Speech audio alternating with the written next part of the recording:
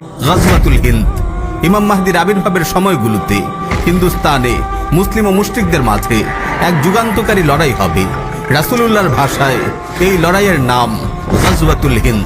প্রিয় ভাই ও বোন, উপমহাদেশের চলমান পরিস্থিতির দিকে তাকালেই আপনারা দেখতে পাবেন গাজওয়াতুল হিন্দের প্রেক্ষাপট রচনার প্রক্রিয়া এখন থেকেই শুরু হয়ে গেছে। হিন্দুত্ববাদের কালো কুয়াশায় দ্রুত ঢেকে যাচ্ছে উপমহাদেশ। এই নিয়ে বিভিন্ন মজলিসে আমরা পূর্বেও আলোচনা করেছি। পরিবর্তিত পরিস্থিতির সঙ্গে সঙ্গতি রেখে আমরা সামনেও আলোচনার ধারা অব্যাহত রাখব ইনশাআল্লাহ। গাজওয়াতুল হিন্দ রাসূলুল্লাহর প্রতিশ্রুত এক মুবারক জিহাদ, যে জিহাদে অংশগ্রহণ করার জন্য স্বয়ং সাহাবায়ে কেরামও লালায়িত ছিলেন। সুনানে নাসাই, মুসনাদ আহমদ, মুস্তাদরাক হাকিম সহ আরো অনেক হাদিস গ্রন্থে বর্ণিত একটি হাসান হাদিসে এসেছে, সাইয়্যিদুনা আবু হুরায়রা রাদিয়াল্লাহু তাআলা আনহু বলেন, ওয়া'আদানা রাসূলুল্লাহ সাল্লাল্লাহু আলাইহি ওয়াসাল্লাম গাজওয়াতাল হিন্দি ফাইন আদরাকতুহা উনফিক ফিহা নাফসি ওয়া মালি ওয়া ইন কুতিলতু কুনতু আফদালা শুহাদা ওয়া ইন রাজা'তু ফাআনা আবু হুরায়রা আল মুহাররার। রাসূল সাল্লাল্লাহু আলাইহি ওয়াসাল্লাম আমাদেরকে গাজওয়াতুল হিন্দের প্রতিশ্রুতি দিয়েছেন, আমি যদি সেই জিহাদ পেয়ে যাই তাহলে আমি আমার জান মাল সবকিছু তাতে কুরবান করব। এতে যদি শাহাদাত বরণ করি তাহলে আমি হব শ্রেষ্ঠ শহীদ, আর যদি গাজী হয়ে ফিরে আসি তাহলে আমি হব জাহান্নামের আগুন থেকে মুক্তিপ্রাপ্ত আবু হুরায়রা।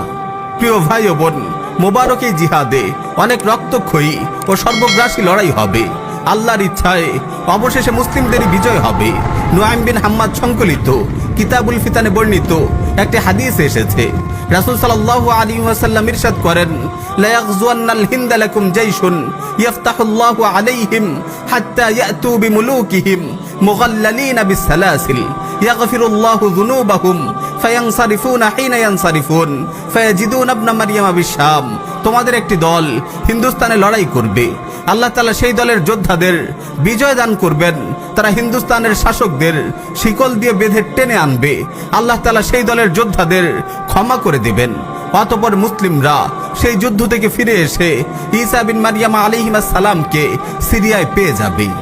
গাজওয়াতুল হিন্দে বিজয়ের পর এই বাহিনী জর্ডান নদীর তীরে দাজ্জালের বাহিনীর বিরুদ্ধেও লড়াইয়ে অংশগ্রহণ করবে।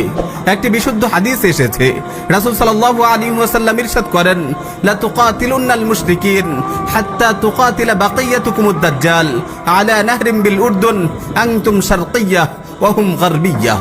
নিঃসন্দেহে তোমরা মুশরিকদের বিরুদ্ধে যুদ্ধ করবে, এমনকি এই যুদ্ধে তোমাদের অবশিষ্ট মুজাহিদরা জর্ডান নদীর তীরে দাজ্জালের সঙ্গে যুদ্ধে লিপ্ত হবে। এই যুদ্ধে তোমরা পূর্ব দিকে অবস্থান করবে আর দাজ্জালের অবস্থান হবে পশ্চিম দিকে। এই মোবারক জিহাদে যারা অংশগ্রহণ করবেন তাদের ফজিলতের জন্য এতটুকুই যথেষ্ট যে তাদেরকে আল্লাহ তাআলা জাহান্নাম থেকে মুক্তির ওয়াদা করেছেন।